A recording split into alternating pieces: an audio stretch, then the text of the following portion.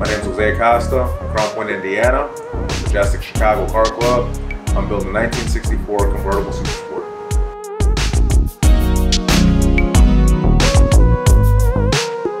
Got into low riding with my cousin Salvador de Toro. When I was a kid, he had a Lincoln that was built by Damage Hydraulics, God, way back in mid to late 90s. At that time, Friday had came out. You know, everybody knew Big Worm. You had seen Menace to Society, and back then he had a Lincoln that he was building and having built at that time from the ground up.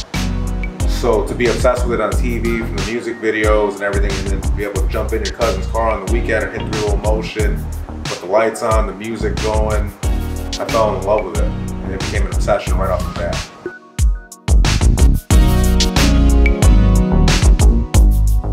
I was like 5 or 6 at that time when I first got into it. So right off the bat, I got into the model cars, whether it was collecting them or trying to build them when you're that young, you know. But that was my start, was the model cars, and then eventually I was able to save up for a low-rider bicycle. You start with the frame and start putting that together. At the time, we didn't have the money to go spend a couple $100s on a full bike, so it was, here's the frame, here's the neck, here's the bars, here's the seat.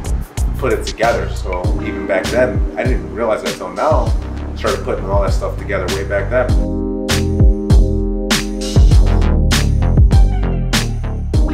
When I was 12 or 13 years old, I got my first car.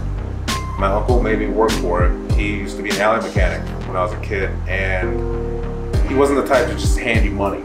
He wanted you to work for it. So I worked in the back with him, doing oil changes, brake jobs, whatever. And I would get a couple bucks here and there, and eventually I saved up enough to buy a 78 Impala off of him. And it needed work, everything. And then he made me save up for the engine.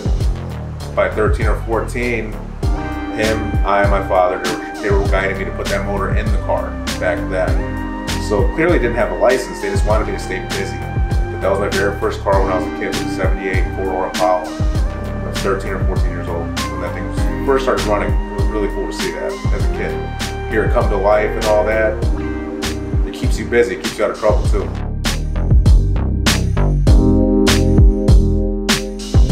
Yeah, big family history with cars. My mom, she's been a car girl. My aunt, her sister, she collects cars. She's got a matching Bel Air to mine. She actually recently bought my 64 hardtop that I have to build for her after I finish my convertible. She took me home from the hospital in that thing in her Shelby Mustang when I was born. My father's side of the family, he had Chevelle. My uncles had Impalas, my cousins had lowriders. And then my stepfather played a big role in this too. You know, he came later on in my life and he built racing engines for race cars professionally, and even some monster trucks. So from coming up from little to now, I've always been surrounded by cars, whether it was race cars, lowriders, street cars. It's been a part of my life ever since day one.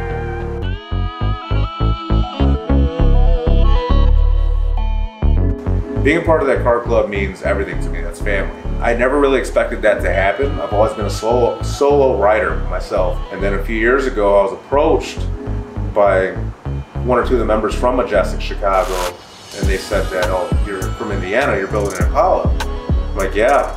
They're like, well, we'll just keep going. We'll watch. And I'm like, that was very humbling to hear. So then some years have went by, and eventually they had asked me if I wanted to prospect.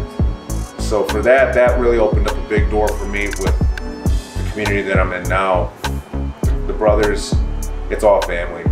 Their wives, their kids, it's a family thing. And the cars come as a bonus. Cars have to maintain a standard, of course, you know, to get that plaque, to be a member, but you have to be a good person first to have that plaque.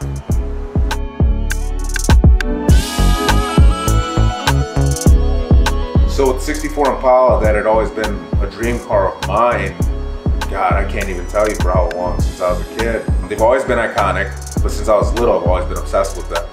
My aunt, who I was talking about earlier, had a fireworks stand, and at that time, one of her friends or somebody was selling an all-black 64 SS hardtop, and I was like maybe 8, 9, and I fell in love with it even more. I already knew what the car was, so for it to be there at that time, I got very attached to it. It wasn't mine, clearly, but it made the obsession that much stronger. So as I grew, you know, know, you get different jobs, you earn different kinds of money. I never thought I was actually gonna get one. At one point in time, I just got one tattooed on me. I didn't think I would actually ever get one. So then, I hired in the mill 12 years ago, thinking now, started saving my money up and I bought my first 64 project. It was a hardtop. And that's when I started the frame. Pulled the body off, started on the frame. I really wanted a convertible. You think about all the music videos that we've seen growing up and all the movies even, what did they pull up in? They pulled up in drop tops. You've seen Cube, he was in a drop top. You've seen Dre, he was in a drop top. You've seen Snoop, he was in a convertible.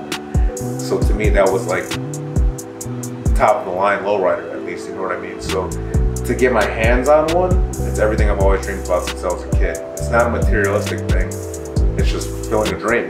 I've always loved it, so I had to have it. I could never afford to buy one completely done. You're talking a lot of money. So for me, I'm gonna build it. And that's what I've been doing this whole time, is just building my dream.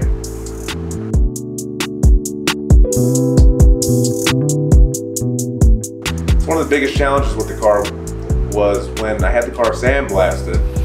The guy rushed, mistakes happen, we're all human. He ended up totaling the car. It is what it is. Every panel on the car was sunk in or destroyed some way or another. I was able to save the doors and the fenders and the dashboard. And being an amateur, that took me a couple hundred hours to do. Professional, I'm sure that would take much less time. I'm learning as I go. So that was a challenge in itself. In the year of COVID, there wasn't a lot of extra money to go buy brand new parts or spend money on original parts. I had to work with what I had. That was a big challenge. And at the end of the day, I never even really got upset about it. It's either you give up on your dream, you get up and fight. So that's how I took it as, that I was being challenged. And I just kept going. Just got back to work. It was heartbreaking when that had happened, but just got back to work. That's all you can do.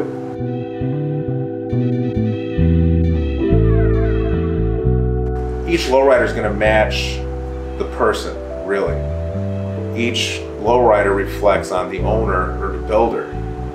Everybody's a little bit different. Some people are more aggressive, some people are more loud, some people are more simplistic. So it really just kind of depends on the lowrider itself, on the person. A lowrider is a person at the end of the day, and the car represents them.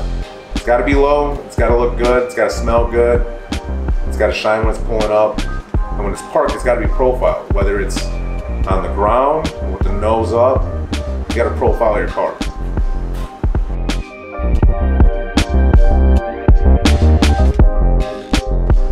When you hit that key of your creation, something that you built from nothing, there's nothing like that.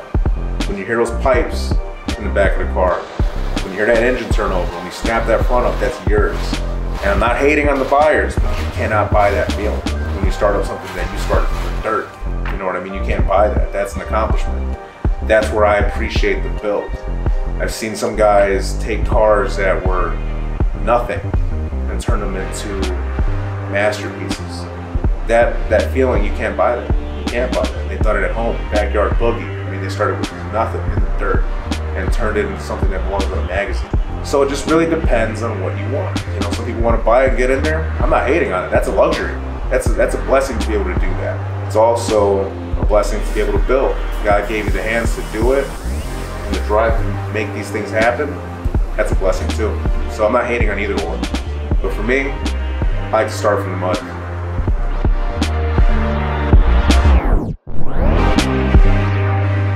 So with the stereotypes that have came with lowriding, with the Hispanic culture, with the tattoos, right now with the evolution of lowriding, a lot of guys that are doing it are working class men with families and kids.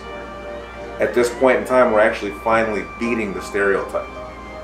The movies that we grew to love, they're dope, don't get me wrong. I mean, who doesn't love Menace to Society? Who doesn't love Boys in the Hood, you know, or Friday? But at the end of the day, people that did not know about the culture thought the worst about it.